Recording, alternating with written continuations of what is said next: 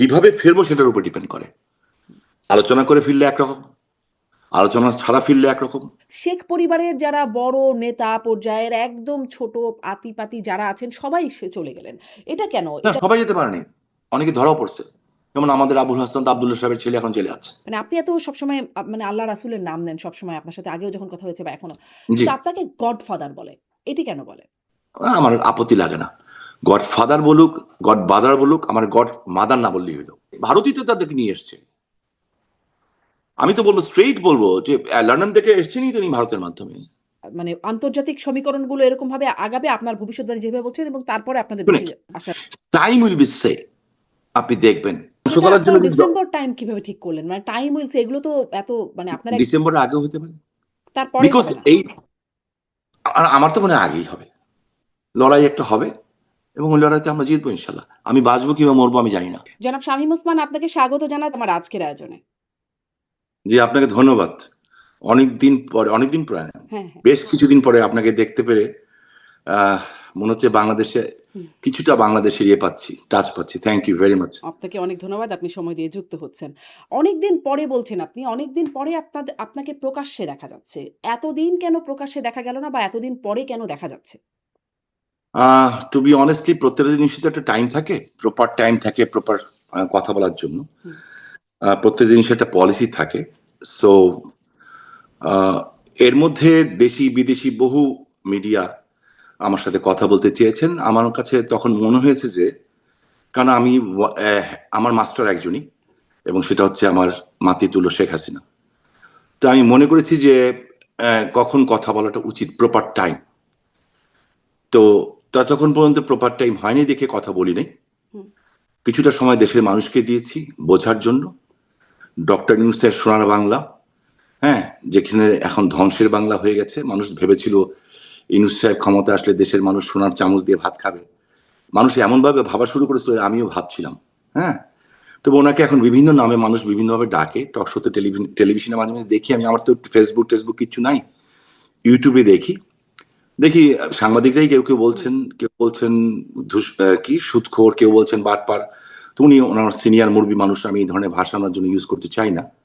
যে একটা ভাষা আমার কাছে ভালো লেগেছে, যে দেশ ধ্বংসকারী। তো ধরেন তিনি তার মেয়াদটা তো শেষ হয়ে গেছে। এখন নতুন সরকার আসছে। এখন নতুন মেয়াদ হ্যাঁ। এসছে, হ্যাঁ। তো এখন তো এসে কেন মনে একটু হলো যে আপনি সেই টাইমটা এসেছে কথা বলার জন্য? না, এখনো এই সরকারের ৬টা মাস গেছে। এই সরকারের যখন ক্ষমতা আসছিল, আহ, আপনি অত্যন্ত নামকরা সাংবাদিক, ভালো সাংবাদিক, তুখোর প্রশ্নকর্তা, হ্যাঁ হ্যাঁ। তো এটা তো আমি জানি, রাজকাহন অনুষ্ঠান থেকে জানি। সো আপনি একটু খেয়াল করে দেখেন, আমার মেমোরি অবশ্যই আপনি আমার চেয়ে বয়সে ছোট, অনেক ছোট। তো আপনার মেমোরি আমার চেয়ে অনেক শার্প। সেটা হচ্ছে যে এই সরকারটা ক্ষমতায় আসার আগে, আজকে যিনি রাষ্ট্রপতি হলেন, যদিও আমি বলছি এই সরকার বৈধভাবে ক্ষমতা আসে নাই, এটা সাংবিধানিক সরকার না, হুম। এটা ফাইনাল কথা। হ্যাঁ, কোনোদিনই সাংবিধানিক সরকার হতে পারে না, কারণ মাননীয় প্রধানমন্ত্রী পার্লামেন্ট ডাকেন নাই, পদত্যাগ করেন নাই, রাষ্ট্রপতির কাছে কোনো পদত্যাগপত্র নাই। বাট আমি ধরে নিলাম তারপরেও, জাস্ট আলোচনার স্বার্থে, যে এটা একটা সরকার এবং সাংবিধানিক সরকারই ধরে আছে, লিগেল সরকার। তো এই লিগেল সরকারটা প্রথমে যিনি এখন মহাসচিব ছিলেন, তারেক রহমান দেশে ফেরার আগে উনি একটা ইন্টারেস্টিং কথা বলেছিলেন যে আমার ফেরা না ফেরা সবটা আমার উপর নির্ভর করে না।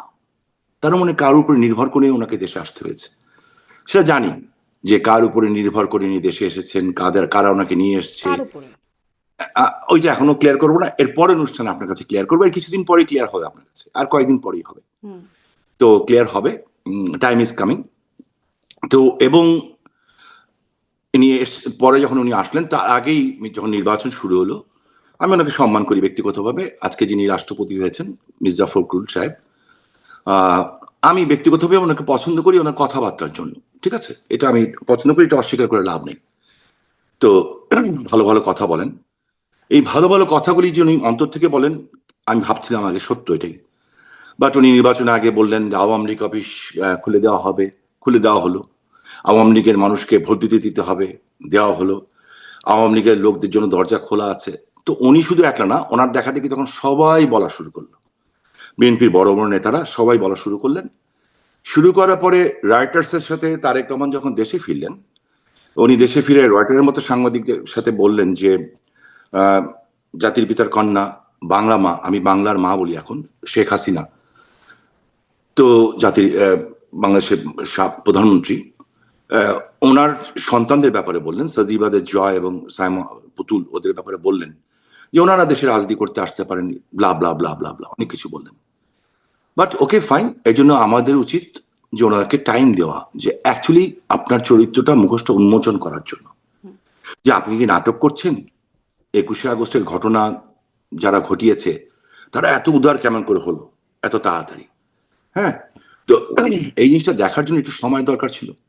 আমরা দেখলাম, আমি আপনাকে ছোট্ট একটা উদাহরণ দিই, ছোট্ট, একেবারে ছোট্ট, বাট এই ছোট্ট উদাহরণটা আমার মনে হয় যে যে কোনো বিবেকমান মানুষের কাছে, সে আওয়ামী লীগ করুক, বিএনপি করুক, জাতীয় পার্টি করুক, কিংবা কোনো পার্টি করুক, কিংবা না করুক, না করা লোক তো বেশি সংখ্যায়, তাদের বিবেকে লাগবে। ধানমন্ডি 32 নম্বরে 15ই আগস্টে দুটো বোন গেল, দুটা মেয়ে গেল, অল্প বয়সে দুটা মেয়ে গেল। কেন? ওরা জাতির পিতার কে রেসপেক্ট জানাতে চায়, ওরা বঙ্গবন্ধুকে সম্মান জানাতে চায়, ওখানে যে ওরা হয়তো ফুল দিতে চায় কিংবা দোয়া করতে চায়, হোয়াট এভার ইস।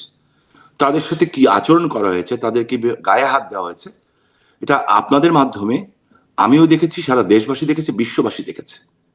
আর একটা ছেলে সরল স্বীকারোক্তি দিল যে আমি ওনাকে ভালোবাসি, এই জন্য এখানে এসেছি ওনাকে শ্রদ্ধা জানানোর জন্য। সেই ছেলেটাকে কিভাবে বেধড়ক ভাবে মারা হলো, এটা আপনিও দেখেছেন, আমিও দেখেছি, সবাই দেখেছি। সো এইটুক সময় আমাদের দরকার ছিল মুখোশ উন্মোচন করার। তারপরে তো যারা দেশকে এইটা করে ফেলবেন, এটা কিন্তু করে ধরেন ফেলবেন, আপনাদের মুখোশ তো তার আগেই তাদের সামনে উন্মোচিত হয়ে গিয়েছিল। মানে তিনি যিনি প্রধানমন্ত্রী তিনি দেশে ফিরতে পারেন নাই। আপনারা এখন যে অবস্থায় আছেন, আপনাদের শাসনামলে তিনিও দেশে ফিরতে পারেন নাই। তার মা তিনিও নির্যাতিত হয়েছেন, জেলখানায় ছিলেন।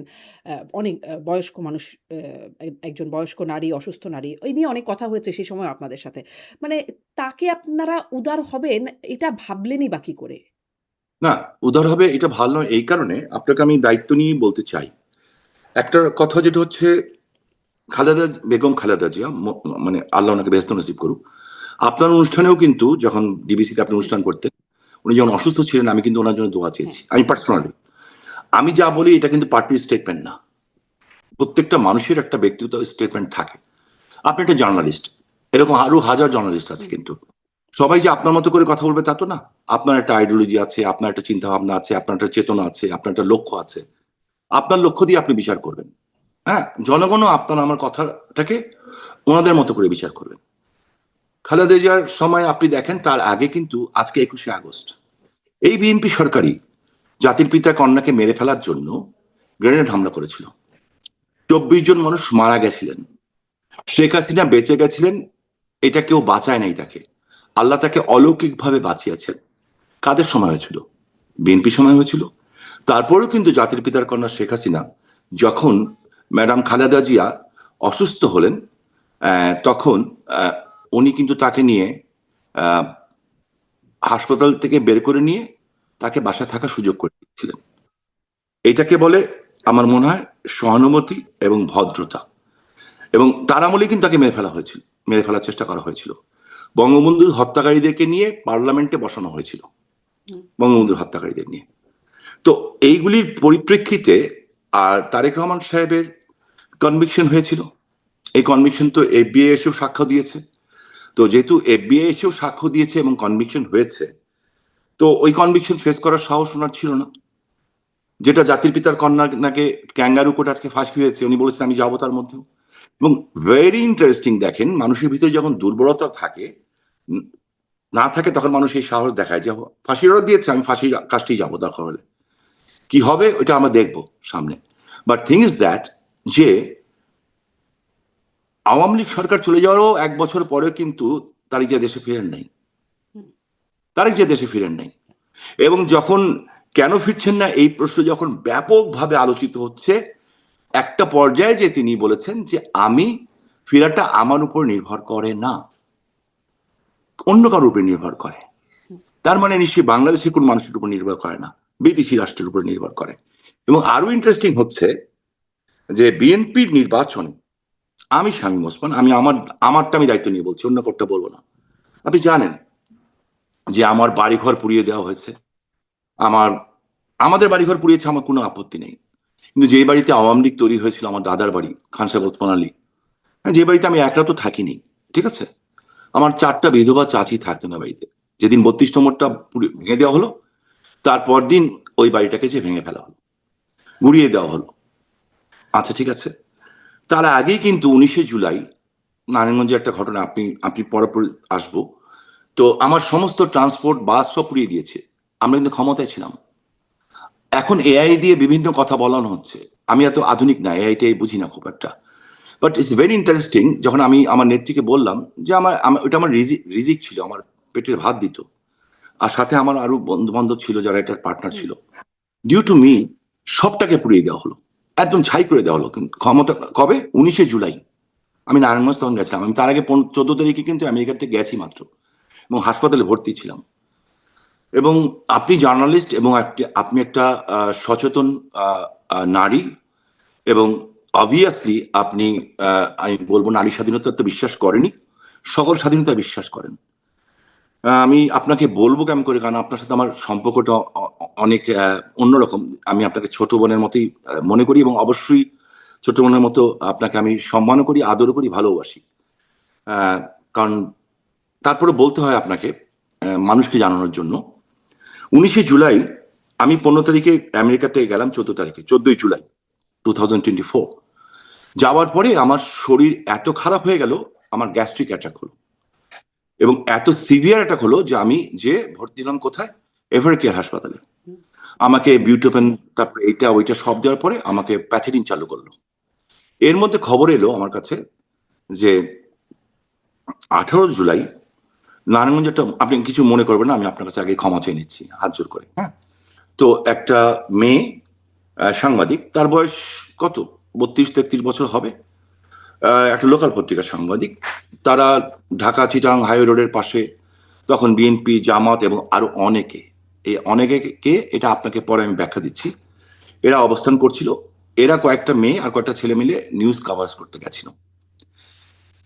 এই মেয়েটা কে এরা পেয়ে বসলো, পেয়ে বসে আমি মাপ চাচ্ছি শারমিন আপনার কাছে আবারও, যে এর শরীরে কোনো কাপড় রাখেনি দুপুর 12টার সময়, এবং শকুন, নেকড়ে বাঘ যেভাবে মানুষকে ছিঁড়ে খায়, তার সমস্ত স্পর্শকাতর জায়গায় তারা ছিঁড়ে বেড়ে ফেলেছিল। ওইখানে একজন বৃদ্ধ লোক ছিলেন, উনি কোন রকম একটা লুঙ্গি দিয়ে তার শরীরটা পেঁচিয়ে তাকে একটা বেবি ট্যাক্সিতে তুলে দিয়েছেন। তুলে দেওয়ার পর সে নারায়ণগঞ্জে আসে। একই দিনে ওই একই গ্রুপ, একটা মহিলা, সম্ভ্রান্ত ঘরের মহিলা, নারায়ণগঞ্জে হিন্দু পরিবারের, এবং আরেকটা মেয়ে, তার কত বয়স, 14-15 বছর বয়স, 16 বছর হবে। এরা দুইজন যাচ্ছিল। তো রিক্সার মধ্যে আটকে তাদের সমস্ত জিনিসপত্র নেওয়া হয়। মহিলা নিজের ইচ্ছা সব দিয়ে দেন, যা যা আছে দিয়ে দেন, কিন্তু তারপর লাস্টে ওনার মঙ্গলসূত্রে হাত দিয়েছে। তো মঙ্গলসূত্র হিন্দু মহিলাদের কাছে একটা বিশাল পবিত্র জিনিস। উনি বলেছেন, বাবা বাবা এটা না, বাবা এটা না। তার মানে যারা ধরেছে তারা ওনার সন্তানের মতো। তখন ওনার মঙ্গলসূত্র টান দেওয়া হয়েছে, ওনার মঙ্গলসূত্রের সাথে ওনার ব্লাউজও চলে গেছে। তখন ওনার মেয়ে চিৎকার করে উঠেছে, মেয়েরও একই হাল করেছে। ওই ভদ্রমহিলা যখন আমাকে ফোন করলেন যে শামীম ভাই আপনি কোথায়, আপনি আসেন, আপনার মা বোনদের এই অবস্থা, আমি তখন আমার প্যাথিডিন খুলে আমি 19 তারিখে নারায়ণগঞ্জ যাই। যাওয়ার পরে আমার শরীর খুব খারাপ, নারায়ণগঞ্জ ক্লাবে আমি খেতে বসছি। এর মধ্যে কিন্তু তার আগেই Awami League office, Narayanganj club, rifle club এবং বেশ কিছু জায়গায় ওরা হামলা করেছে, ভেঙে টেঙে দিয়েছে। তো ভেঙে টেঙে দিয়েছে। তা আমি অবাক হচ্ছিলাম, এরা কারা, কারা এত সাহস দেখাচ্ছে। তো আমি যখন খেতে বসি তখন দেখলাম যে বোমের আওয়াজ পাচ্ছি, গুলির আওয়াজ পাচ্ছি। এসপি ফোন করলো যে স্যার ওরা থানা অ্যাটাক করছে, এরে করছে।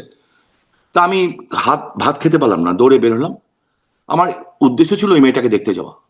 যখন বেরিয়েছি তখন দেখছি বেশ আধা কিলোমিটার দূর থেকে এই গুলি করছে। ওরা ভাবেনি যে আমি বের হবো নিজে, আর আমি নারায়ণগঞ্জ শামীম ওসমান বের হবো, আমার সামনে দাঁড়াবে বিএনপির, এটা কেউ করার কথা না। কারণ বিএনপির 16 বছরে বিএনপির কোনো নেতাকর্মীকে আমরা ফুলের টাচও হতে দিইনি আমি, এবং যারা যারা এমপি হয়েছে সবাইকে আমি দেখে রেখেছিলাম। এখন যারা হয়েছে ফুলের টোকাটাও পড়তে দিইনি তাদের গায়ে, হ্যাঁ, এবং অন্য পার্টি কেউ না।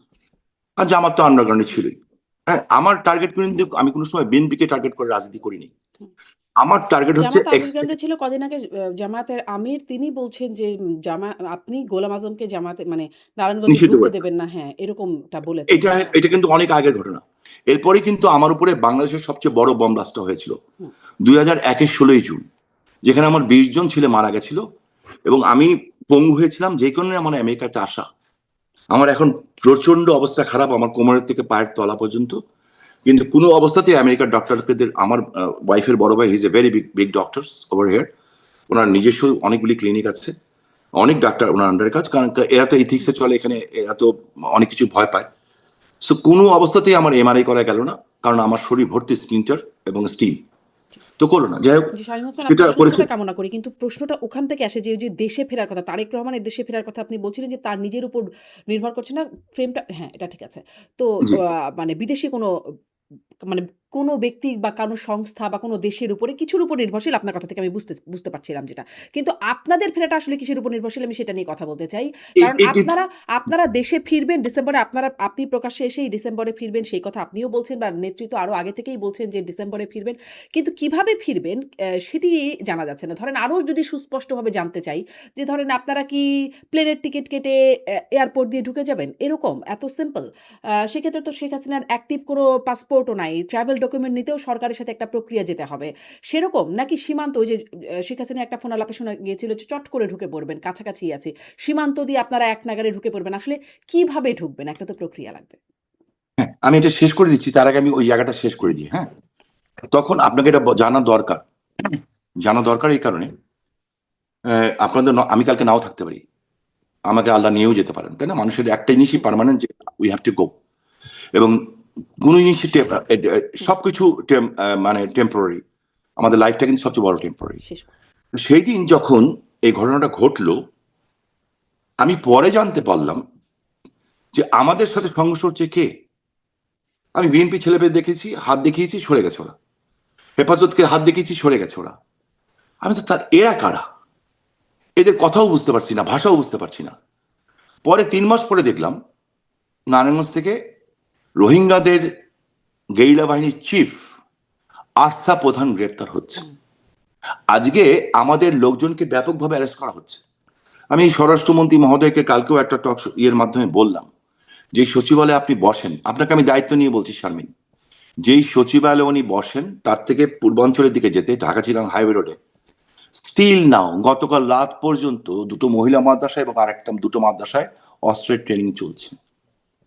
ঢাকা শহরে হেভি আর্মস সহ, মানে হেভি বলতে হেভি, হালকা পাত্র অস্ত্র না, 14,000 আল কায়দা, লস্করে তৈয়বা এবং আরসা, এরা কাজ করছে। ঠিক আছে? সেই কারণেই আমি ওইখানটাই আসি, সেই কারণেই আমাদের বাড়ি ঘর সব ভেঙে দেওয়ার পরেও আদর্শিক কারণে আমার নেত্রী একটা বক্তব্য দিয়েছিলেন, হালকা করে আপনি দেখেন, মেমোরাইজ করে দেখবেন, যে স্বাধীনতা বিরোধী শক্তি যাতে ক্ষমতা আসতে না পারে। এই বক্তব্যতে আমাদের জন্য ইশারাই কাফি। উনি কি বলতে চান, ওনার চোখের ইশারা আমরা বুঝি, যারা আমরা অনেক ছোট থেকে ওনাকে দেখেছি, আমাদের কাছে যিনি মার মতো। সো মার ভাষা যেমন মানুষ বুঝে, আমরা বুঝেছি।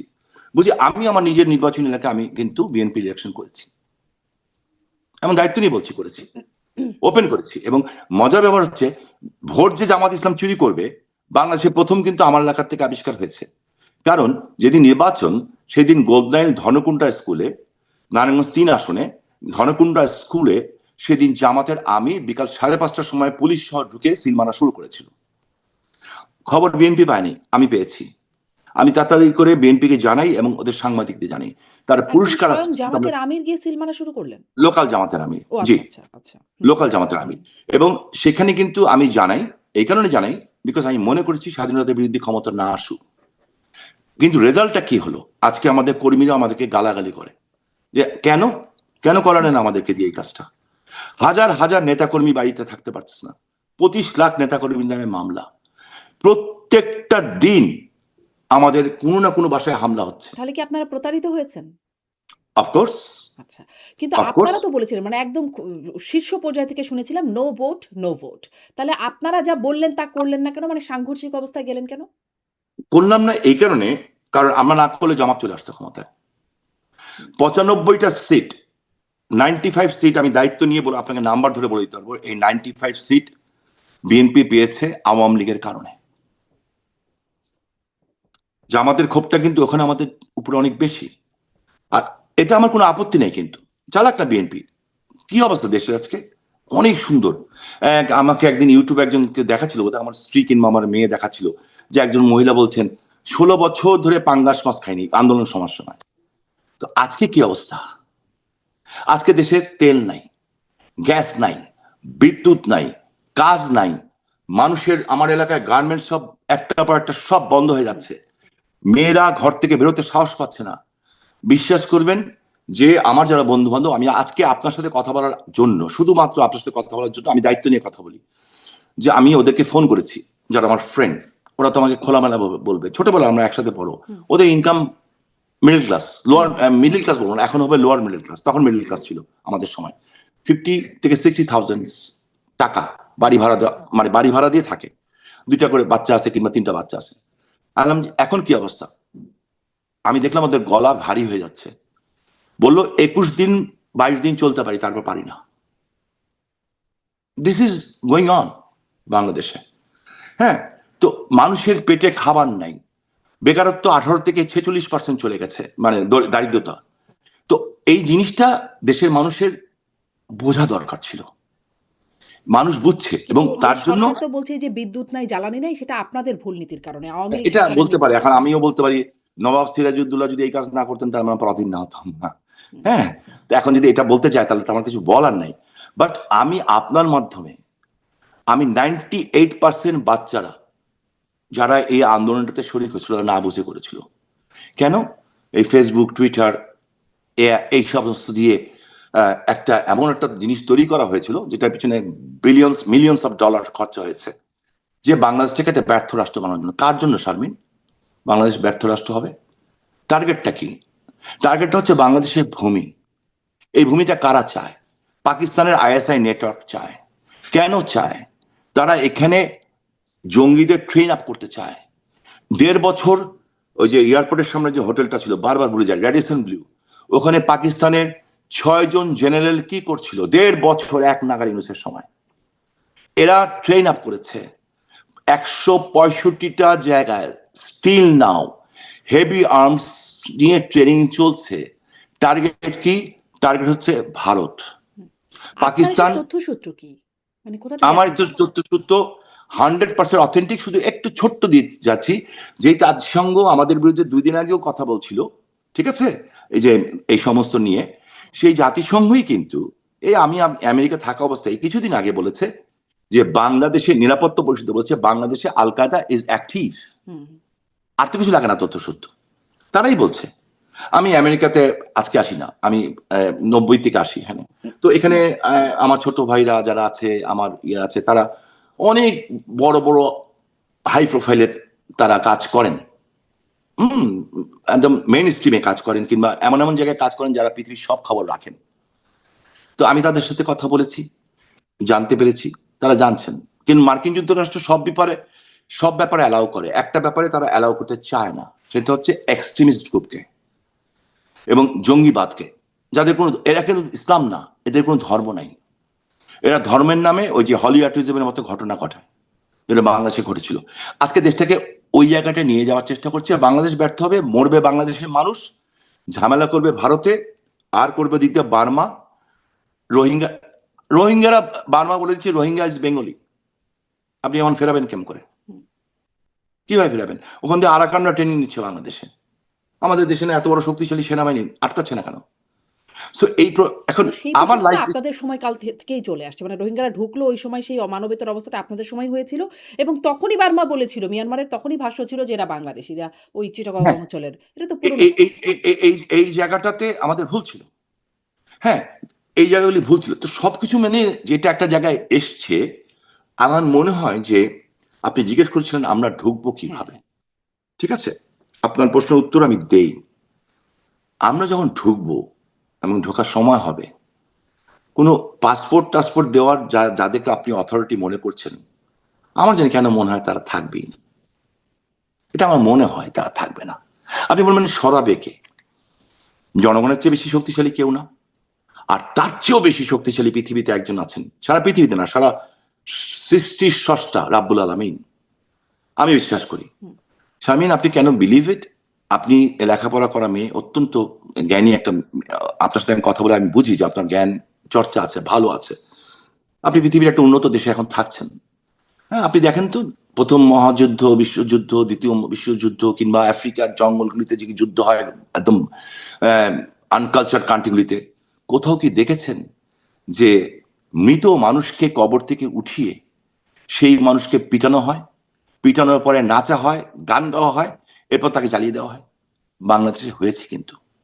আপনি কোথাও দেখেছেন যে একজন বীর মুক্তিযোদ্ধা মাইনুদ্দিন খান বাদল ভাই একটা কথা বলেছিলেন যে ধর্ষক আর ধর্ষিতা এক টেবিলে উঠতে পারে না?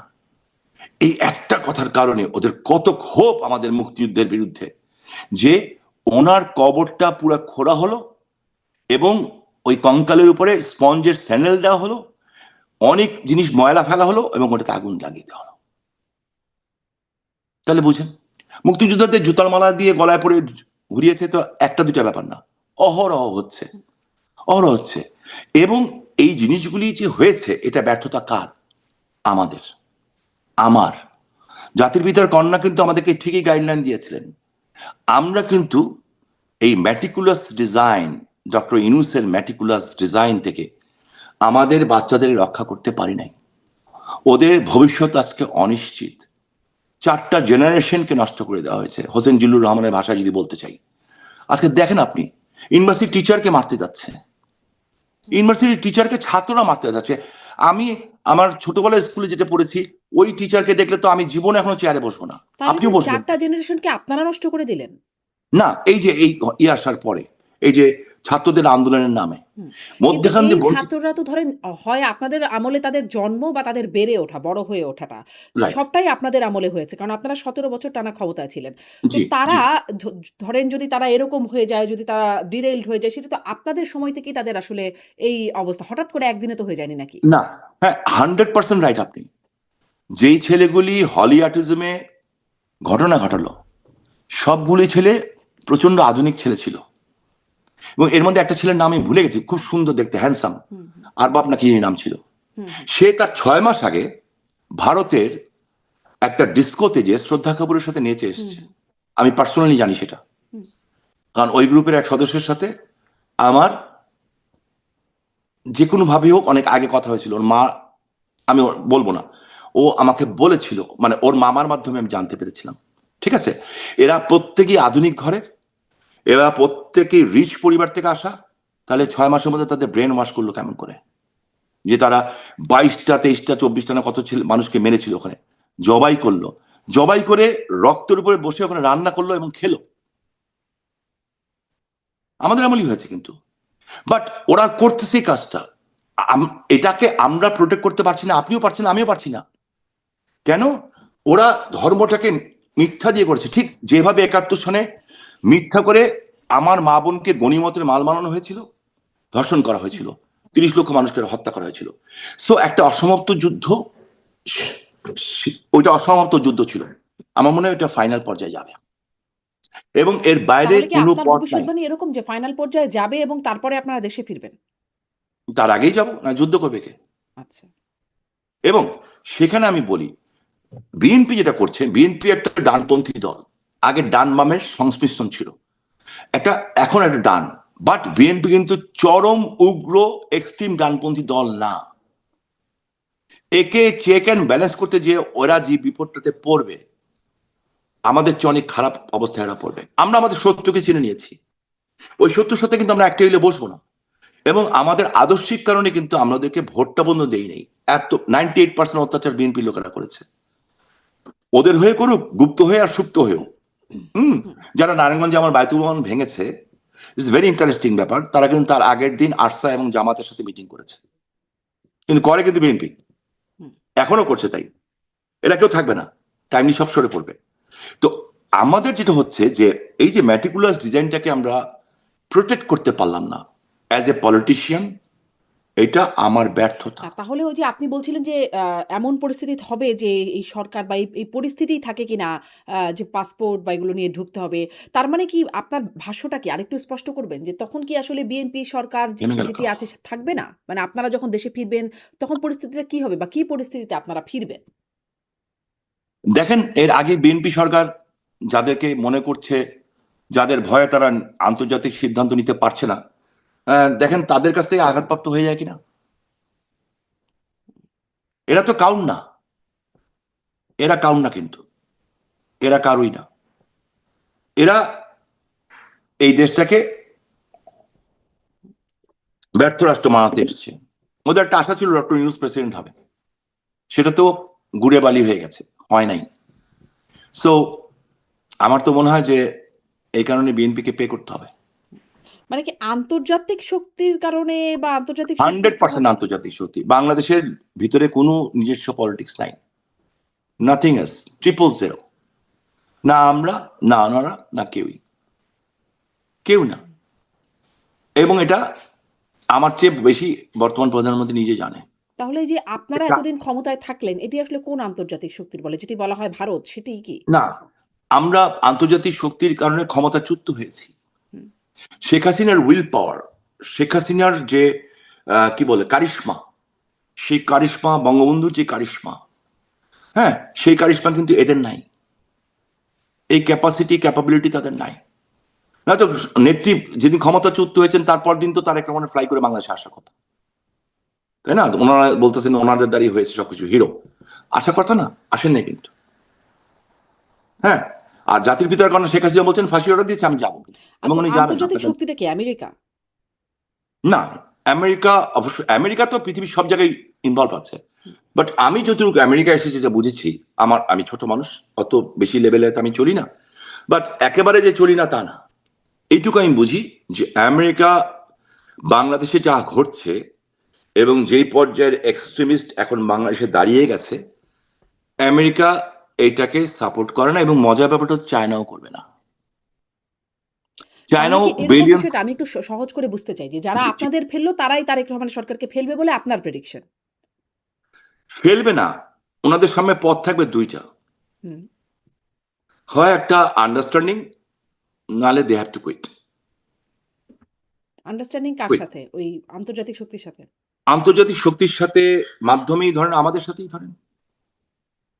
তার মানে কি আপনারা এখন সেই আন্তর্জাতিক শক্তির সাথে লবিং করছেন? মানে আন্তর্জাতিক শক্তির সাথে লবিং আপনাদের এর ব্যাপার যোগাযোগ? না, লবিং এর ব্যাপার না।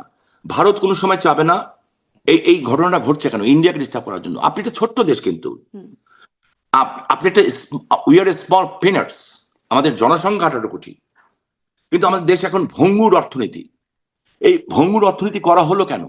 আপনি যদি সবাই পেট ভরে ভাত খেত, সবার হাতে যদি পকেটে পয়সা থাকতো, সবাই যদি, যেমন আমাদের সময় রিক্সা হলো 30,000 টাকা মতো মাসে, সবার থাকতো, তাহলে কিন্তু আপনি জঙ্গিবাদ পেতেন না সহজে, কারণ সবার কোনো ফুলফিল। সো যখন সবাই ফুলফিল থাকে তখন আপনি গড়ে পাবেন না। এখন আপনি যান বাংলাদেশে, আপনি 100 টাকা দিয়ে মানুষ খুন করে ফেলতে পারবেন। তো কি এখন কেন না? ভারত কি এখন এই কারণে ধরেন এই সরকারের সাথে মানে সখ্যতা বাড়ানোর খুব চেষ্টায় উঠে পড়ে অফকোর্স গেছে বা ভারত, তৎপর? ভারত চাচ্ছে, ভারতই তো তাদেরকে নিয়ে এসছে। আমি তো বলবো, স্ট্রেইট বলবো যে লন্ডন থেকে এসছেনই তিনি ভারতের মাধ্যমে। হুম। হ্যাঁ, উনি লন্ডন থেকে এসছেনই ভারতের মাধ্যমে। আমেরিকা ইনভলভ ছিল। America knows what's going on. America এটা হতে দিবে না। আমেরিকা চাবে না বাংলাদেশে আরেকটা জঙ্গিবাদ এবং আল কায়দা, লস্করে তৈয়বার মতো একটা দেশ ওইখানে হোক। এবং আপনাকে আমি দায়িত্ব নিয়ে বলছি যে যদি এটা হয়, ওই সাবকন্টিনেন্টে না, এই পুরো ওয়ার্ল্ডের মধ্যে সবচেয়ে বড় টেররিস্ট কান্ট্রি হয়ে যাবে আমাদের দেশটা। বাট আচ্ছা, উই হ্যাভ টু ফাইট। তাহলে কি? তাহলে মানে এই কি এত কিছু হবে এবং তারপরে আপনারা দেশে চলে আসবেন। আ মানে আন্তর্জাতিক সমীকরণগুলো এরকমভাবে আগাবে আপনার ভবিষ্যৎবাণী যেভাবে বলছেন এবং তারপরে আপনাদের দেশে আসার রাস্তা তৈরি হবে। আমরা তো তাদেরই সন্তান, শারমিন। যে আমাদের, আপনি তখন জন্ম হননি অবশ্যই, জন্ম তো হনই নাই, জন্মের কোনো আপনার হুম, হুম। বাবা মার বিয়ে হয়েছে কিনা সেটাও সন্দেহ আছে। হ্যাঁ, 71 সনে আমি ক্লাস 3-4 পড়তাম। 71 সনে যারা যুদ্ধ করতে গেছিলেন, আমার মনে হয় 90% তখন এক নালা বন্দুক দেখে নেই। লড়াই করেছে কার বিরুদ্ধে? পাকিস্তানের বাহিনীর বিরুদ্ধে। বলা হতো পৃথিবীর মধ্যে অন্যতম ডেঞ্জারাস সোলজার পাক বাহিনী। হুম। সেই পাক বাহিনী কিন্তু 90,000 সোলজার হ্যাঁ, ভারতের ব্যাপক সহযোগিতা ছিল আমাদের পক্ষে। 90,000 সোলজার লুঙ্গি কাঁথা দেওয়া মুক্তিযোদ্ধাদের কাছে নাকে খত দিয়ে আত্মসমর্পণ করেছে, যেটা মেনে নেয়নি। হুম।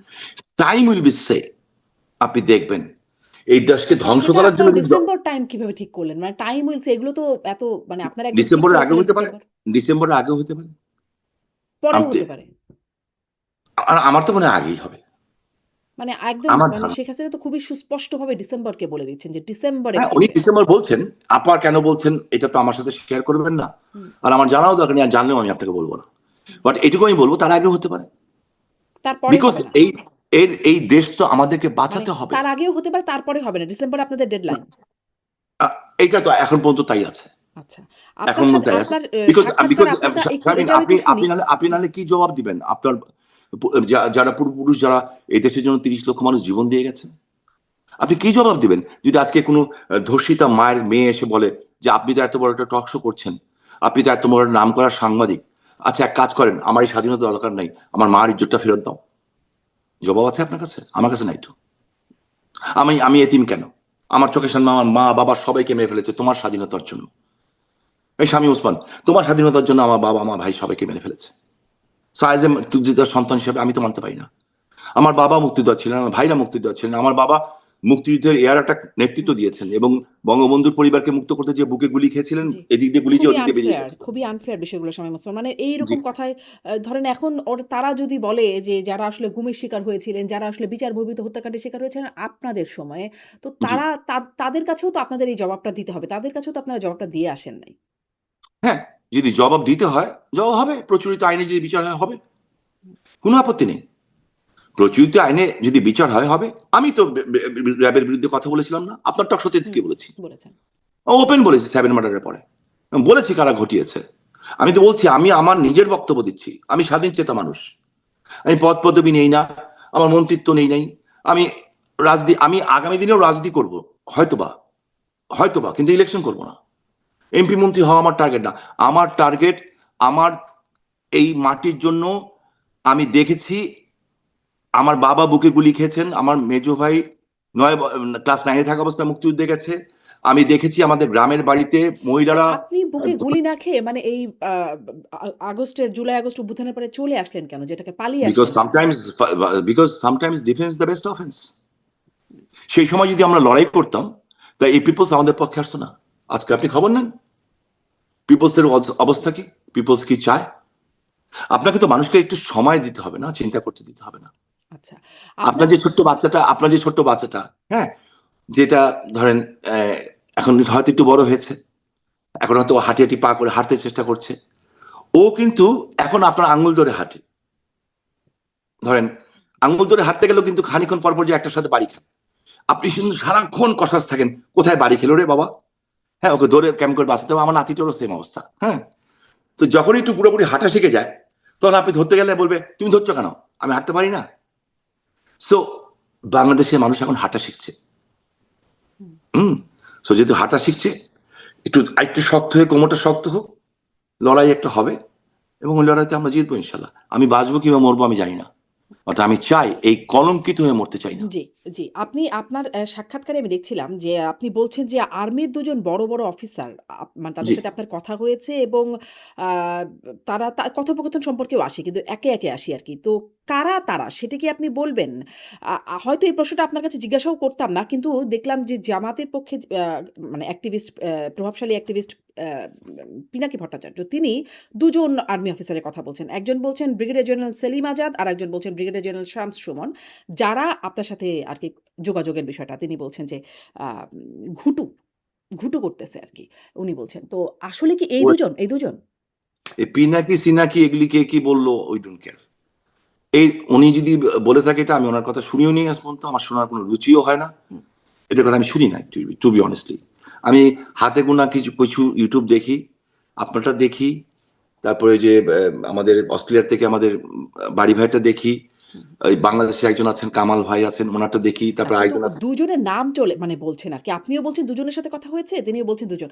আপনার তাহলে এই ২ জনের সাথে আপনার কথা হয় নাই। না, আমার এই দুজনের সাথে কথা হয়নি। এই ব্যাপারে আমি আপনাকে গ্যারান্টি দিয়ে বলতে পারি, এই দুজনের সাথে কথা হয়নি। আচ্ছা। আর উনি যেই লেভেল বলতেছেন তার চেয়ে অনেক উঁচু লেভেলের সাথে কথা হয়েছে। আচ্ছা, তার মানে ব্রিগেডিয়ার জেনারেল, মেজর এবং জেনারেল। হ্যাঁ, উঁচু লেভেলে কথা হয়েছে এবং তারা যেটা আমাকে বলেছেন, ওনারা দেশকে ভালোবাসেন। 90% সেনাবাহিনীর অফিসার দেশকে ভালোবাসে। সেনাবাহিনী আজকে নিজেরা লজ্জিত।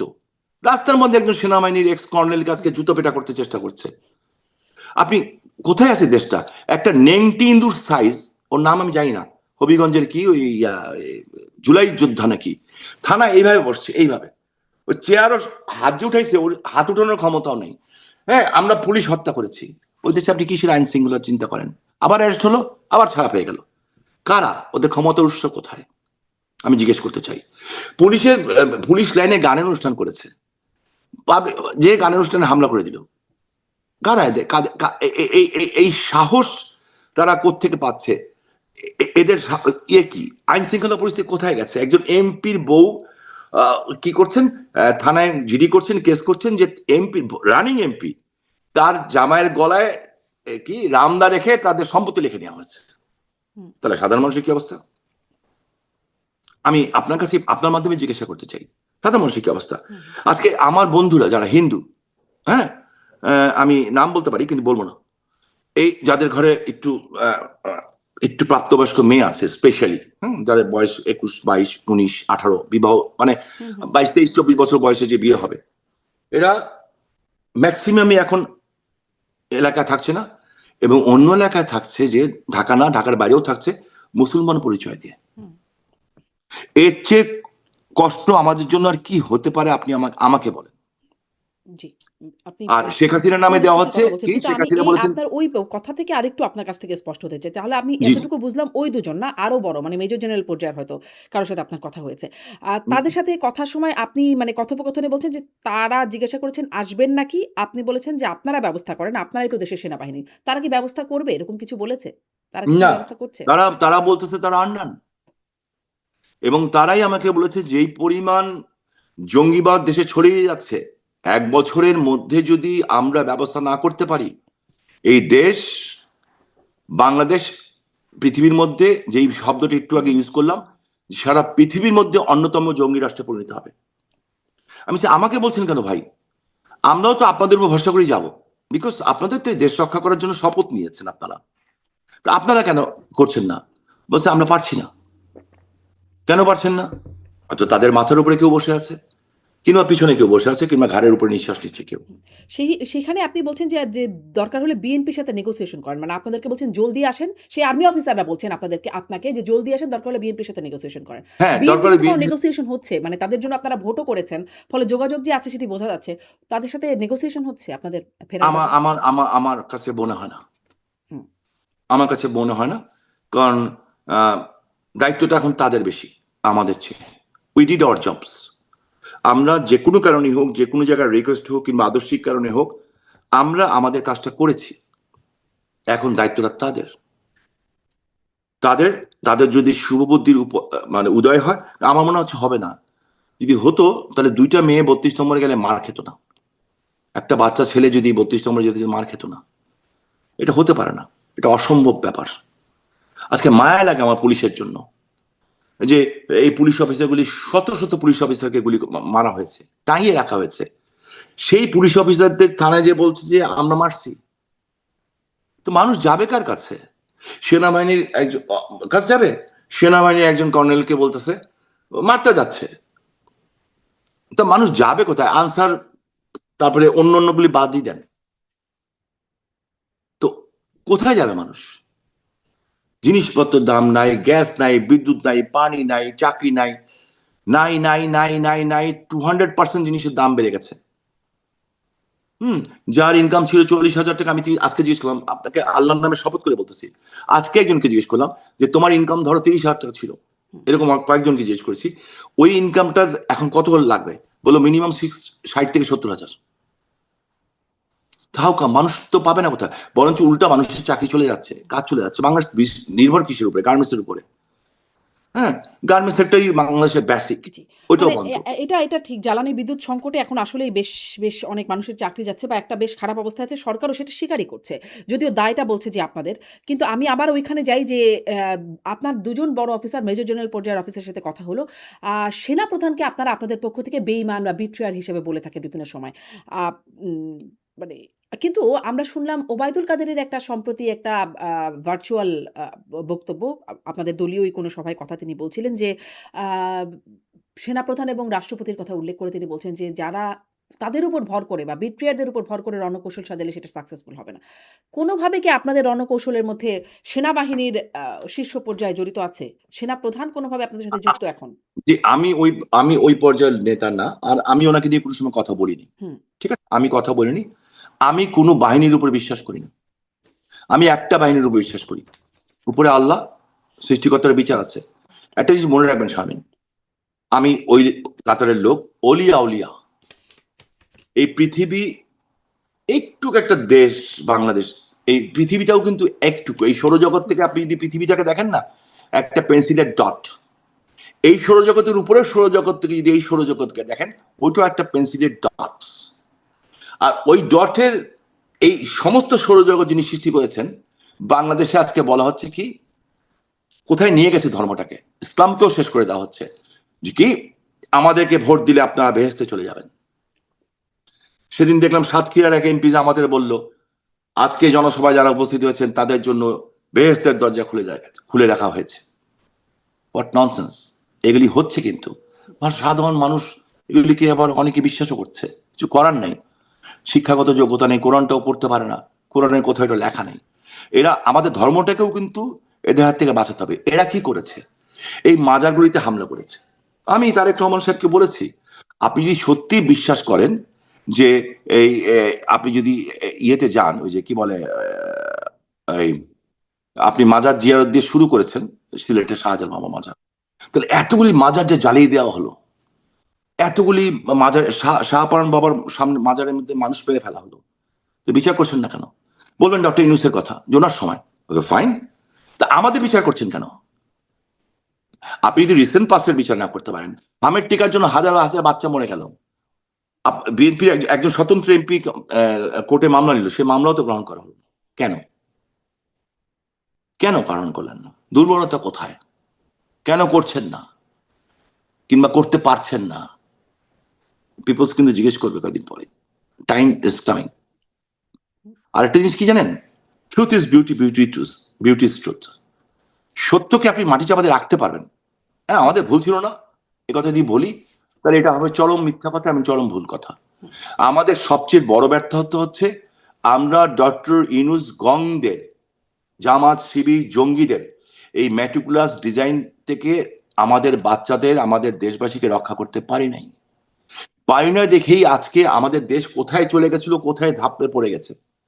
এটা আমাদের ব্যর্থতা, চরম পরম ব্যর্থতা। এই জন্য আমি আমার বাচ্চাদের কাছে হাত জোড় করে ক্ষমা চাচ্ছি, মাফ চাচ্ছি, এবং তাদেরকে কথা দিতে চাচ্ছি, যদি আল্লাহ হায়াত রাখেন, যদি বেঁচে থাকি, তাদেরকে, আমার বাবারা যেমন মুক্তিযুদ্ধ করে আমাদের একটা স্বাধীন দেশ দিয়েছেন, আমরা দরকার হলে আরেকবার লড়াই করে জীবন দিয়ে তাদের জন্য একটা সুন্দর বাংলাদেশ রেখে যাব। যে আপনাদের হাতেই বাংলাদেশ তো কেউ ছিল জঙ্গি আসলে রাষ্ট্র দেশটা করবে না। আপনাদের হাতেই তো ছিল। কিন্তু সেখানে দেখা গেছে এই বা স্বাধীন বাংলাদেশের মানুষ স্বাধীনভাবে ভোট দিতে পারে নাই। মানে তারা ভোটাধিকার প্রয়োগ করতে পারে নাই, ঠিকমতো বেছে নিতে পারে নাই তাদের জনপ্রতিনিধি এবং একবার না বারবার এবং সামনেও পারবে কিনা তার কোনো ভরসা আপনারা দিচ্ছিলেন না।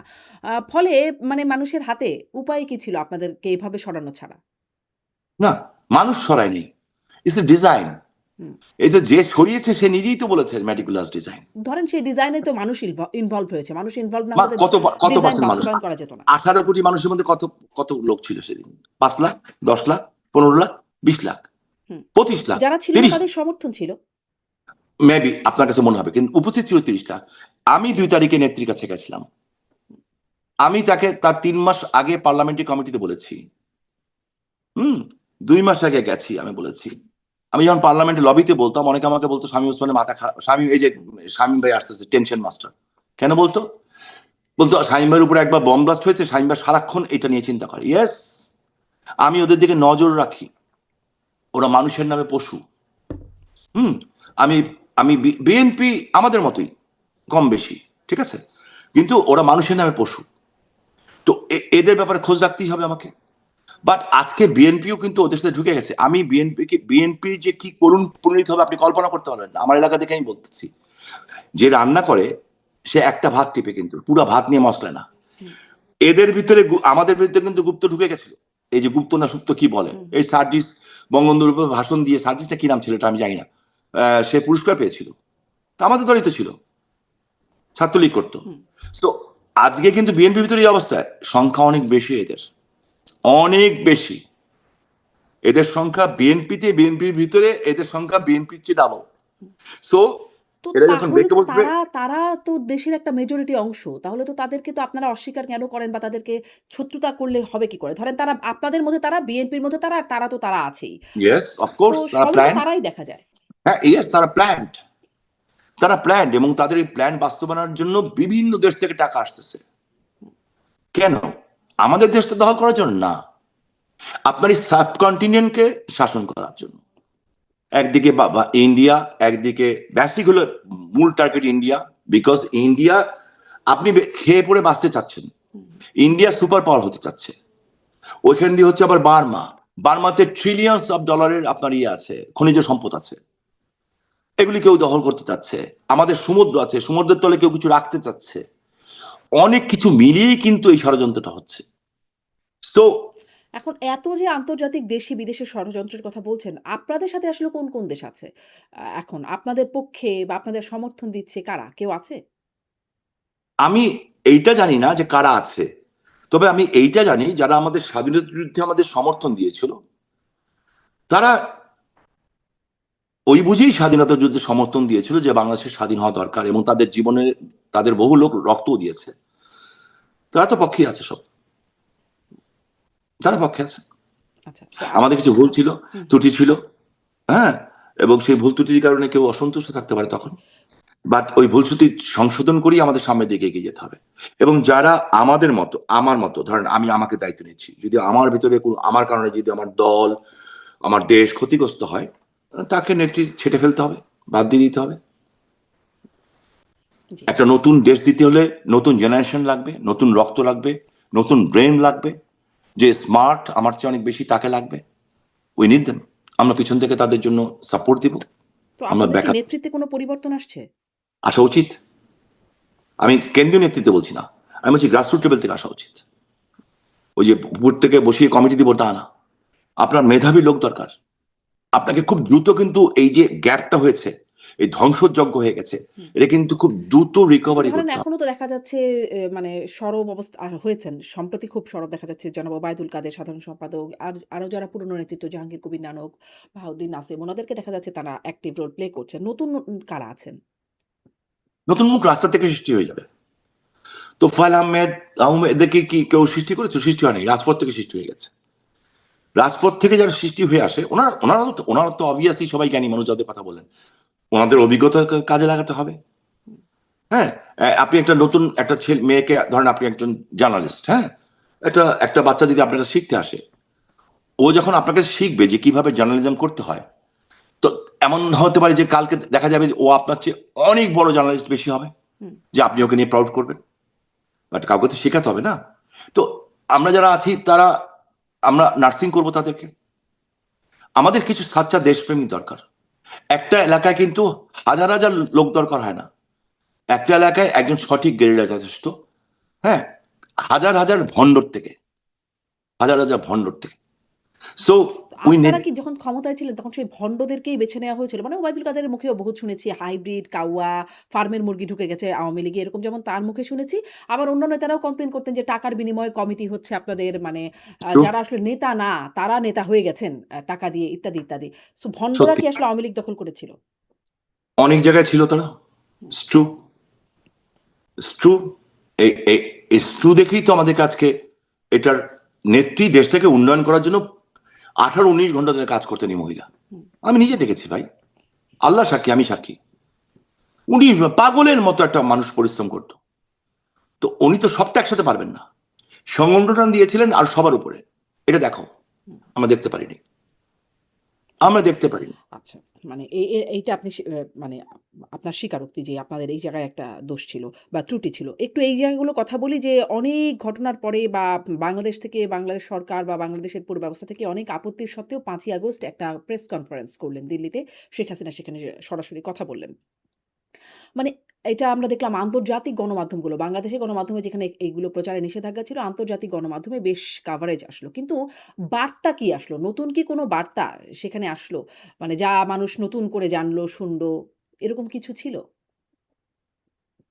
দেখেন ওনার কথাটা, ওনার ভয়েসটা যখন শুনে, হ্যাঁ, এবং উনি তো নতুন নতুন এক এক দিন এক একটা দিক নির্দেশনা দিবেন না, হুম, ঠিক আছে? ওনার দিক নির্দেশনা এইটুক দেওয়া আছে কিন্তু, I am coming back and I will, that's enough for us. বাকিটা ওনার বক্তব্য থেকে কোনটা খুঁজে বের করা দরকার, সেটা আমরা যারা আছি, যারা ওনার সাথে দীর্ঘ 40-50 বছর ধরে আহ, কাজ করার সুযোগ পেয়েছি, বাকিটা আমরা বুঝবো, বুঝিয়ে আমরা এটাকে স্প্রিড আউট করব। আপনার রণকৌশল কি হবে এটা যদি আপনি আগেই বলে দেন, হুম, হ্যাঁ, দেখেন যখন এই খেলা খেলে, ব্রাজিল আর্জেন্টিনা খেলে কিংবা এরকম খেলে, হুম। টিম কিন্তু আগে ডিক্লেয়ার করে না, একদম শেষ মুহূর্তে টিমটা ডিক্লেয়ার করে। খেলার মধ্যেও কিন্তু একদম শেষ মুহূর্তে টিম ডিক্লেয়ার করে, কারণ অপোজিট সাইড বসে থাকে যে ও কিভাবে করছে, ডিফেন্স সাজাচ্ছে না অফেন্স সাজাচ্ছে।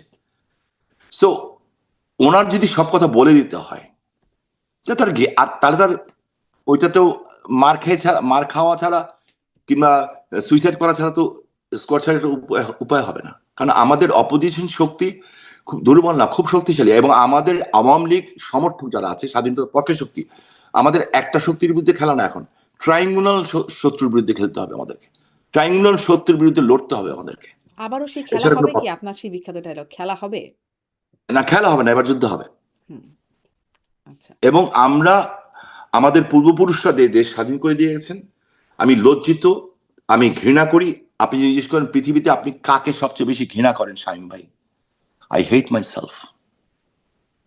যে আমি যদি কালকে দেশে যাই, আমার বাবার কবরের সামনে দাঁড়াবো কেমন করে, আমার বড় ভাই নাসিম ওসমানের কবরের সামনে দাঁড়াবো কেমন করে, কেমন করে এরা তো মুক্তিযুদ্ধ ছিল, ওদের কবরগুলি সব মুক্তিযোদ্ধাদের কবর একদিকে, ওইখানটা যাবো কেমন করে জিয়ারত করতে, যখন আমাদের চোখের সামনে মুক্তিযোদ্ধাদের গলায় জুতার মালা দেওয়া হচ্ছে, জুতা দিয়ে মারা হচ্ছে, থাপ্পড় দেওয়া হচ্ছে, স্যান্ডেল দিয়ে বাড়ি দেওয়া হচ্ছে। আমাদের কি খারাপ লাগে না? আমাদের কি লজ্জা নাই? আমাদের কি লজ্জা একেবারেই চলে গেছে? হুম, জি। আর কিন্তু কি সেই কেউ, লজ্জা আপনি আমাকে ঘোচানোর বলি, রণকৌশলটা আমি আপনি এখন শামিন, আপনার বলবেন না। একটা একটা প্রশ্ন করি শামিন, আপনি আমার ছোট বোন, আপনার মাধ্যমে একটা প্রশ্ন করতে চাই আমার জেনারেশনকে, নেক্সট জেনারেশনকে, আমার বাচ্চাদেরকে, আমাদের মুরব্বীদেরকে, আমার সমবয়সী, আমার ভাইদেরকে, আমার বোনদেরকে, এই দৃশ্য দেখার পরে আমার দেশ যদি বহিঃশত্রু দ্বারা কোনোদিন আক্রান্ত হয়, কেউ কি এ দেশের জন্য জীবন দিবে? কেউ দিবে? যে দেশের জন্য জীবন দেওয়ার পরে যারা যোদ্ধা, দেশ স্বাধীন করে দিলেন, আপনাকে আমাকে নাম দিলেন, পরিচয় দিলেন, বাংলাদেশ দিলেন, সবকিছু দিলেন, হ্যাঁ, আপনাকে স্বাধীনতা দিলেন, খাঁচা খুলে দিলেন, তাদেরকে আপনি এভাবে অপমান বেইজ্জত করলেন, মারলেন, কাটলেন, মেরে ফেললেন, জুতার মালা গলায় দিয়ে পরালেন। তো এরপরে কোনো জেনারেশন কি, ধরেন কালকে আমরা অ্যাট্রাক্ট হয়ে গেলাম কারো দ্বারা, বারবার দ্বারা কিংবা অন্য কোনো দেশের দ্বারা কিংবা কিছু একটা দ্বারা অ্যাট্রাক্ট হলাম, কেউ কি সাধারণ মানুষ দেশের জন্য লড়াই করবে এই দৃশ্য দেখার জন্য? এমন তো না যে আমরা 300 বছর আগে স্বাধীন হয়েছি, মাত্র কত বছর আগে, এত তাড়াতাড়ি, এত তাড়াতাড়ি আমরা ভুলে যাব? এখনো দেখি আমেরিকায় দেখি সবাই যে ওদের যে স্ট্যাচু ইয়ে আছে ওখানে যে শ্রদ্ধা নিবেদন করে। রাশিয়ায় আমি একটা আশ্চর্য দৃশ্য দেখেছিলাম, আমি একবারই গেছিলাম রাশিয়ায়, দেখলাম যে এক জায়গায় নিয়ে গেছে আমাদেরকে, একটা ডেলিগেশনের চিফ হিসেবে গেছিলাম আমি। তো দেখছি কি সব নতুন জামাই বর, ওই যে সাদা গাউন পরে এসছে, রিয়েলি ফ্যান্টাস্টিক। আমি এটা কোনোদিন আমি ভুলবো না জীবনে। এরা সব আসতেছে এবং একটা না, একটার পর একটা গাড়ি আসতেছে, একটার পর একটা গাড়ি, মানে কি হচ্ছে এটা, অবাক হয়ে আমি আমার বউ তাকিয়ে আছি। দেখছি যে হাজব্যান্ড অ্যান্ড ওয়াইফ, নিউ কাপল, মানে বিয়ে হয়েছে, সরাসরি ওরা গির্জার থেকে কিংবা যে কোনো জায়গা থেকে আসছে, এসে ওদের যে স্মৃতি, শহীদ স্মৃতিস্তম্ভ, ওখানে তারা ফুল দিচ্ছে। পরে আমি আমাদের যে ওখানকার অ্যাম্বাসেডর ছিলেন, আমি জিজ্ঞেস করলাম, ভাই এটা কি হচ্ছে ভাই? বলে এই দেশের কালচার হচ্ছে যে নতুন করে যখন সংসার করে, বিয়ে হয়, বিয়ে হওয়ার পরে ওরা প্রথম যায় ওদের দেশের জন্য যারা জীবন দিয়েছে তাদের রেসপেক্ট দেখাতে। There is the difference between them and us. হ্যাঁ, তো সেই আমি জানি রকম না, মানে মুক্তিযুদ্ধের অনেক স্থাপনা সেগুলো ধ্বংসযোগ্যের শিকার হয়েছে। ভেঙে ফেলা সেগুলো আমরা হয়েছে। দেখেছি। কিন্তু ধরেন আপনারা মানে আওয়ামী লীগের কথা বলছি, যারা মুক্তিযুদ্ধের চেতনার কথা বলে, তাদের কাছে যখন দেখা যায় গুম হয়, তাদের কাছে যখন দেখা যায় বিচার বহির্ভূত হত্যাকাণ্ড, প্রতিষ্ঠানগুলো ধ্বংস করে দেওয়া, নির্বাচন নামে শুধুমাত্র মানে একটা ফর্মালিটি চলতে থাকে। তখন আসলে মানুষ আ মানে আপনাদের এই চেতনার উপরেই কেন বা বিশ্বাস করবে বা আস্থা রাখবে? বা রাখে নাই যেটা আমি দেখা আমি গেল? আমি আমি আমি আমি কিন্তু এই কথা বলছি না যে we are perfect. Nobody is perfect in this world. But we are better than them. আমাদের দেশকে ধ্বংস করব না। আমাদের ভুল হয়েছে। আমরা হয়তো ঠিকমতো ওইটা করতে চাইনি। আমরা নির্বাচন ডেকেছিলাম। আমাদের নেত্রী ম্যাডাম খালেদা জিয়াকে ফোন করেছিলেন। উত্তর কি পেয়েছেন, উনি মারা গেছেন, আল্লাহ ওনাকে বেহেশত নসিব করুক। আমি এটার ব্যাপারে প্রসঙ্গ তুলবই না। বাট ধরেন, তারপরে আমি বলবো আমাদের ভুল হয়েছে। ঠিক আছে? But we are 1000% better than them, because আমরা আমাদের দেশকে ডেস্ট্রয় করিনি। আমরা সারা পৃথিবীতে আমাদের দেশের জন্য সম্মান নিয়ে এসেছিলাম। এমন কোনো পৃথিবীর দেশ ছিল না যারা আমাদেরকে বলতো না আমরা এনার্জি টাইগার, এইটা এইটা এইটা এটা বিভিন্ন উপাধিতে আমরা শেখ হাসিনার কারণে আমরা পেয়েছিলাম। আপনি তো সব 100-100 পাবেন না কোনো জায়গায়। কিছু ভুল হয়েছে দেখে তো আজকে আমাদেরকে এই মাসুল দিতে হচ্ছে। আচ্ছা। মানে It's true. স্পষ্ট মানে কিছু ভুলের কারণেই আপনাদের এই মাসুল দিতে হচ্ছে। আপনার জি, ব্যাপারে কিছু প্রশ্ন করি যে জি, শোনা যাচ্ছে মানে কথা ওঠে এরকম যে ২১শে জুলাই আপনি দেশ ছেড়ে যাচ্ছিলেন ওই সময় যখন জুলাই গণঅভ্যুত্থান হচ্ছিল তখন আপনি দেশ ছেড়ে যাচ্ছিলেন, বিমানবন্দরে আপনাকে আটকে দেওয়া হয়েছে। আসলে কি এরকম কিছু? ব্যাপারটা কি? বিমানবন্দরে কারা আপনাকে আটকালো? জি। আপনার এই প্রশ্নটার জন্য ধন্যবাদ। এটা একটা গ্রুপ, মানে জানি না কারা ছড়াচ্ছে এবং হয়তো আমাকে ছোট করার জন্য, খাটো করার জন্য ছড়াচ্ছে। It's true. ২১শে জুলাই ২০২৪ সকালবেলায় আমি এয়ারপোর্টে গেছিলাম। হুম, সাথে আমার ছেলে গেছিল। আমার বোন খুব গুরুতর অসুস্থ হয়ে গেছিল, আমার বড় বোন। এই বড় বোনকে নিয়ে আমার ছেলেকে আমি দিতে গেছিলাম, রাস্তাঘাটের অবস্থা খারাপ ছিল। আমি তাদেরকে নিয়ে গেছিলাম। দিয়ে ওরা যখন প্লেনে উঠে গেছে, আমি আবার চলে এসেছি। ওকে নিয়ে চেন্নাই গেছিল চিকিৎসা করার জন্য। তারপরে আমার ছেলে বেশ কিছুদিন পরে, ওর আর ফেরা হয়নি, হোয়াট এভার ইট ইজ, এর মধ্যে ৫ই আগস্ট ঘটেই গেল। এইটাকেই অনেকে বানাচ্ছে, বলতে চাচ্ছে যে আমি ২১শে জুলাই দেশ ছেড়ে চলে গেছিলাম। এবং ২১শে জুলাই যদি দেশ থেকেই চলে যেতে হয়, তাহলে ১৫ জুলাই আমি দেশে ফিরলাম কেন আমেরিকা থেকে? আমি তো আমেরিকায় থাকতে পারতাম। হুম। আমি তো জানতেছি, আমি বুঝতেছিলাম অনেক আগের থেকে।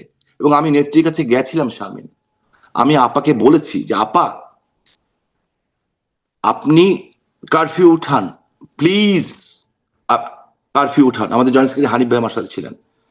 একটু উত্তেজিত হয়েই বলেছিলাম। আরো কিছু লোক ছিল যাদেরকে আমি খুব একটা পছন্দ করতাম না। আমি বলেছিলাম। তো যাই হোক, বলার পরে কিছু লোক আমাকে উপদেশ দিতে আসছিল। আমি বুঝলাম যে আমার লিডার একটাই, শেখ হাসিনা, আর কেউ না। আমি বলছি, আপনি আমাদের বলেন। আমি ৩ তারিখে জনসভা ডেকেছি। আমাদের ২ লক্ষ ২.৫ লক্ষ লোক নারায়ণগঞ্জে হবে। আমি ওখান থেকে রওনা দিব। ১.৫ লাখ চলে যাবে। ১ লাখ নিয়ে আমি ঢাকায় আসতেছি। যাত্রাবাড়ির কথা হয়েছে ওরা ৩০,০০০ আসবে। আশেপাশে থেকে আরো ডাকেন। আমরা ২০ লাখ লোক ঢাকায় জড়ো হই। সেনাবাহিনী দরকার নাই, কেউ দরকার নেই, পুলিশ দরকার নাই। নেত্রী এটা হতে দেন নাই। কেন? উনি চান নাই যে কোনো সিভিল ওয়ার হোক। উনি চান নাই। ওনার নামে বলা হচ্ছে, এআই দিয়ে বলা হচ্ছে, টেলিফোনে উনি বলছেন গুলি করে মেরে ফেলতে বলো, এই করতে বলো। আমার যখন বাস পুড়িয়ে দিয়েছে সব, আমার চোখ দিয়ে পানি পড়ছে ভাই। হ্যাঁ, একদম না মানে সত্যি সত্যি পানি এআই পড়ছে দিয়ে না, লিটারেলি। লেথাল ওয়েপন ব্যবহার করতে যে নির্দেশনা দিচ্ছেন সেটা তো এআই দিয়ে ছিল না, তাই না? সেটা তো না, সঠিকই এটা ছিল। এটা শুনেন না। হুম, বলছে, আমি বললাম যে আপা, আমি খুব আবেগ নিয়ে বলছি যে আপা, আমার বাসগুলি সব পুড়িয়ে দেওয়া হয়েছে। একটা বাসের দাম ৭০ লাখ ৮০ লাখ টাকা করে দাম, সব পুড়িয়ে দেওয়া হয়েছে। বলো স্বামী, তুমি দেখেছো কে পুড়িয়েছে? আর না আপা, দেখিনি। বলো তাহলে কেউ উপরে কিছু ঝামেলা যাতে না হয়, থানায় মামলা করো। আমি শুনলাম কার নামে মামলা করবো? আমি তো দেখি নেই। পরে এসপি, পুলিশ যা করে, হুম, আমাদের একজনকে ডেকে নিয়ে গেল, কতজনের নাম দিয়ে একটা মামলা করে ওর সই রেখে দিয়েছে। আমি জানিও না কাদের নাম মামলা হয়েছে। কিন্তু উনি, আমি তো ১৯ জুলাই ক্ষমতায়, হুম। শামীম ওসমানের সমস্ত বাড়িঘর জ্বালিয়ে দিবে, গাড়ি জ্বালিয়ে দিবে। তো ওদের বাড়িতে ঘর তো জ্বলার কথা ছিল, আমরা জ্বালাইনি তো, আমরা আচ্ছা। জ্বালাইনি। একটু শর্ট করি এখন তাহলে ২১শে জুলাই আপনার যেটা শোনা যাচ্ছে সেটা আসলে সঠিক না। তাহলে আপনি দেশ ছাড়লেন কবে? আমি দেশ ছেড়েছি আগস্ট মাসের শেষে। আচ্ছা। আগস্ট মাসের শেষে। সেখানে আসলে কার মানে সেখানেও নিশ্চয়ই কারো না কারো সহায়তা লেগেছে। সেখানেও কি মানে যারা সরকারে ছিল তাদের কারো সহায়তা ছিল? না না, এই ব্যাপারে আমরা এক্সপার্ট। আপনার যদি যাইতে হয় বলেন, আমি নিয়ে যাবো আপনাদের। আমি আজকের থেকে না, হুম, আমরা মুক্তিযুদ্ধের সন্তান, আমরা জানি যে রুট কি ইয়ে কি। আমার শুধু, আমি এতদিনে 20 বার বাংলাদেশে যেতাম, হুম, হুম। 20 বার আসতে পারতাম। প্রবলেম হয়ে গেছে আমার একটাই, আমার 6 ফুট 2 ইঞ্চি লম্বা। আমি যদি 6 ফুট 2 ইঞ্চি না হয়ে 5 ফুট 2 ইঞ্চি হতাম, আমি কবে বাংলাদেশে যেয়ে বসে থাকতাম। হুম। আপনাকে কি আসলে মানে যেটা এটাও বলা হয় যে আপনি বোরখা পরে বোরখা শামীম, আপনি কি আসলে বোরখা পড়তে হয়েছিল আপনাকে দেশ ছাড়ার আচ্ছা, জন্য? 6 ফুট 2 ইঞ্চি বাংলাদেশে কোনো মহিলা আছে যে বোরখা পরবে? হ্যাঁ। 6 ইঞ্চি, 6 ফুট 2 ইঞ্চির মানুষ আমি, লম্বা। 2 ইঞ্চি যদি একটু বেশি, যদি স্যান্ডেল পরি তাহলে আর 1 ইঞ্চি বেড়ে গেল। হুম, হুম। তাহলে 6 ফিট 3 ইঞ্চির বোরখা লাগবে। তো 6 ফুট 3 ইঞ্চি পরে যদি একটা মানুষ বোরখা পরে হাঁটে, ও তো আর মুসিবত বেশি হবে। যে কোন মহিলা আসলো বাংলাদেশ থেকে, চীন আসলো না মহিলা আসলো, বাংলাদেশের মহিলারা তো 6 ফুট 3 ইঞ্চি লম্বা হয় না। হুম। তো যে পরে, যে বলে, ও হয় মাতাল, না হয় অন্য কিছু হবে, নাহলে হোয়াট এভার ইজ, এদের আচ্ছা, কথা আমি তাহলে কান মানে দিই। এই ব্যাপারে আপনারা এক্সপার্ট বোঝা গেল। ফেরার সময়ও এরকম কোনো পদ্ধতি হবে কিনা সেটা অবশ্য আপনি বলেন নাই যে সেভাবে ফিরতে হবে কিনা। হ্যাঁ, ফেরার সময় হাজারো রাস্তা আছে ফেরার। হুম, কিভাবে ফিরবো সেটার উপর ডিপেন্ড করে। হুম। আলোচনা করে ফিরলে একরকম, আলোচনা ছাড়া ফিরলে একরকম। যদি আমাদের দেশের উপরে ওরা আঘাত করে দেয় তাহলে একরকম, যদি আঘাত না করে তাহলে একরকম। তার মানে কি যেভাবে আপনাদের নেত্রী অনেকগুলো নির্দেশ, প্ল্যান আছে। Plan A, B, C, D এরকম অনেক কিছু আছে। আমি শুধু একটা জিনিস বুঝি, শেখ হাসিনা আমার বাংলার মা, বাংলাদেশকে ফাঁসি দেওয়া হয়েছে, শেখ হাসিনাকে ফাঁসি দেওয়া হয়েছে। উনি নির্দেশনা দিবেন, আমরা তার সোলজার, আমরা সেই নির্দেশনা তো পালন শেখ করব। হাসিনা এখন ৮০ র মতো বয়স হয়ে যাচ্ছে তার। তো তার তো মানে ধরেন আমরা যেটা বুঝি আমাদেরও বয়স্ক বাবা-মা তাদেরও মানে শারীরিক মানসিক সক্ষমতা সবই কমে। মানে এরকম একজন খুবই প্রবীণ মানুষ অ্যা তিনি আসলে আপনি আপনি যেটা বলতে চাচ্ছেন আমি বুঝেছি, হ্যাঁ, বাট ইটস ভেরি ইন্টারেস্টিং ব্যাপার শারমিন। আল্লাহর এটা অশেষ রহমত হয়তো, এই জিনিসটা আমাকে সবচেয়ে বেশি চিন্তা দেয়। বাট আমি যতটুকু কাবু মানুষ এখন শারীরিকভাবে, আল্লাহর কি রহমত, আমার বয়স 64 চলছে। আল্লাহর আমি শামীম ওসমান মরে গেলে কিচ্ছু হবে না দেশের। হয়তো আপনি একদিন বলবেন ওনার সাথে একবার দেখা হয়েছিল, লোকটা ভালো ছিল কিংবা খারাপ ছিল বলবেন। আমার কিছু লোক, দেশের লোক হয়তো কানবে টানবে, হ্যাঁ, আমার বউ বাচ্চা কানবে, আমার ভাই বোনরা কানবে। এরপরে হয়তো 10 বছর 20 বছর পরে, 1 বছর পরে আমার ফ্যামিলি ছাড়া সবাই হয়তো ভুলেও যাবে। বাট শেখ হাসিনা যদি কিছু হয়ে যায়, এই মুহূর্তে কোনো অল্টারনেট নাই। এবং আল্লাহর রহমত আছে বলে উনি 21 বার মরেন নাই। আল্লাহ ওনাকে বাঁচিয়ে রেখেছে। এবং তার মানে কি এই আপনি হচ্ছে জেনে, দলের আপনি জেনে অবস্থা যে খুশি কোনো হবেন, অল্টারনেট নাই? না এই মুহূর্তে নাই, আপনি জেনে খুশি হবেন, আলহামদুলিল্লাহ, উনি আগের চেয়ে মেন্টালি প্রচন্ড শক্ত, ফিজিক্যালি আলহামদুলিল্লাহ রাব্বিল আলামিন, আল্লাহ ওনাকে অনেক ভালো রেখেছেন। আচ্ছা, বিকজ আচ্ছা। আমার মনে হয় হুম। এই এতিম মানুষটার উপরে, যার সবকিছুকে আমরা মেরে দিয়েছে, যাক। তার এই শারীরিক 2টা মানসিক বোনের উপরে অবস্থার একটা আল্লাহর একটা রহমত একটা আছে। পিকচার পেলাম। খুব ছোট করে শুনি যে আপনার কথা শুনছিলাম যে আপনি কবে গেলেন, কিভাবে গেলেন বা যেটা আপনারা পালালেন কিভাবে সেই নিয়ে অনেক আলোচনা আছে। আ শেখ পরিবারের কেউ নাই। ধরেন ডিফেন্স মানে আপনি বলছেন অনেক সময় ডিফেন্সই হচ্ছে সবচেয়ে বড় মানে আপনাদের নিজেদের জন্য ডিফেন্সই সবচেয়ে বড় মেথড হতে পারে। তো সেজন্য মানে সেই ডিফেন্সটা হচ্ছে আপনাদের সেই সময় চলে যাওয়া সেটি আপনি বলছিলেন। শেখ পরিবারের যারা বড় নেতা পর্যায়ের একদম ছোট আতি-পাতি যারা আছেন সবাই চলে গেলেন। এটা কেন? এটা কিভাবে হলো? না, সবাই যেতে পারেনি, অনেকে ধরাও পড়ছে। যেমন আমাদের আবুল হাসান আব্দুল্লাহ সাহেবের ছেলে এখন জেলে আছে। হুম, হ্যাঁ, ধরা পড়ে লাভটা কি হবে? দীপু মনির মতো লাশের সামনে যে কাঁদতে হবে? বলেন আপনি। দীপু মনির মতো লাশের সামনে যে কাঁদতে হবে,